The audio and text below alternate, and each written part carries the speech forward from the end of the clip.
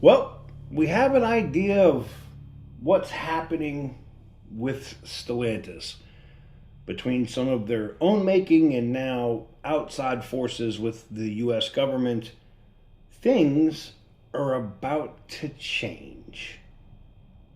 Hopefully for the better. For the longest time. Whoa. For the longest Yo, Percocet, Miley Percocet, Percocet, Miley Percocet, represent, gotta represent. So what is up, guys? Welcome on back to TK's Garage. And yes, we have a new president. Tons of executive orders just got signed. Lee Zeldin is indicating who's going in as the new director of the EPA, that emission standards are going to possibly get pulled back all the way to the 70s. Ooh. And seeing some of the stuff that will be put forward, it would be hard for future administrations to change it quickly. That is one of the biggest things I see holding back automakers, except Ford.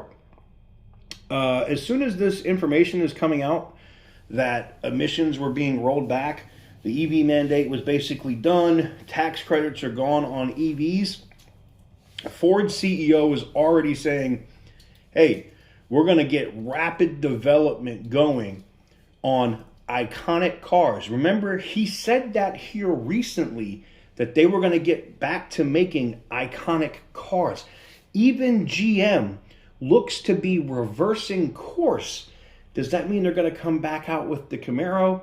I don't know. I don't know if it's going to be the Camaro. I don't know if the Malibu makes a return. But we know that GM is going to do something. They already have the V8 and the Cadillac. We've been hearing rumors, I have to say that and put that in quotations. We've been hearing rumors about Pontiac for a while now. And we know that NASCAR is kind of up in the air with Chevrolet, as there's really no car for them to run. Unless it's going to be, what, the Corvette? So, one of the things that is extremely interesting here is if Ford is already jumping on the bandwagon and rapidly pushing to get stuff going in terms of vehicles, trucks, cars that people want, right? And GM is doing the same thing. There's one company left holding the bag who's still over here going, which way did they go, George? Which way did they go? And that is Stellantis. I thought when Tim Kuniskis came back that there would be a rapid sea change. Oh, what are they saying?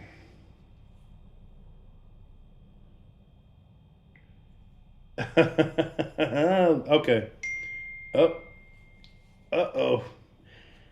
So my sources are literally blowing up my phone as we speak, talking about with rumors and information starting to trickle out of Ford.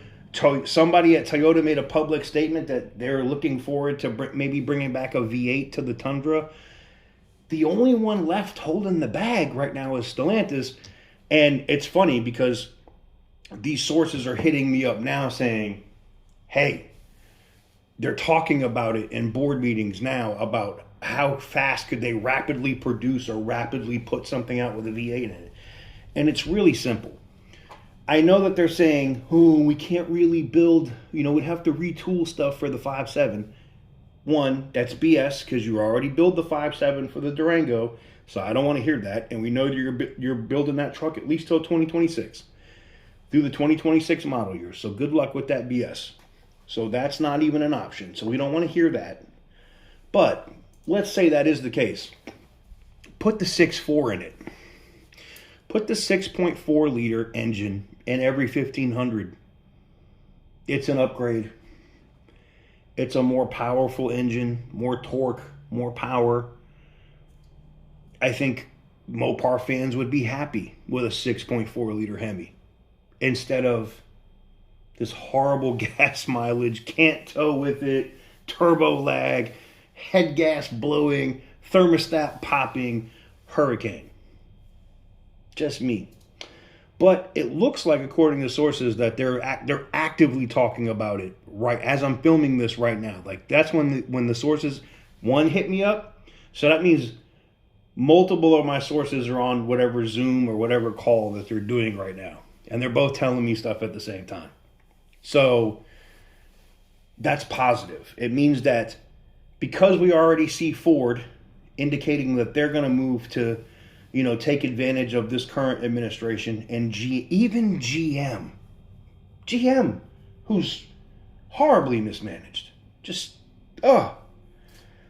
but even GM is looking at making a change and adopting to this new administration.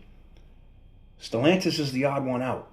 And what's crazy about that is, as far as I know, Elkin is the only one I know that came to town, that came to DC and spent 4 days in DC, meeting with Donald Trump, meeting with members of his cabinet, meeting with U.S. senators that are helping the president push this policy. I don't know. I think Stellantis better get their ducks in a row quick, because this could snowball. And I hate to say this, but if they don't get on this, like Ford and GM and even maybe Toyota are getting on this, you could see Stellantis go bankrupt this year. That's a real possibility. Let me know what you guys think in the comment section down below. Give the video a big thumbs up if you like what I do. Hit the subscribe button if you haven't already. And as always, stay petty, my friends.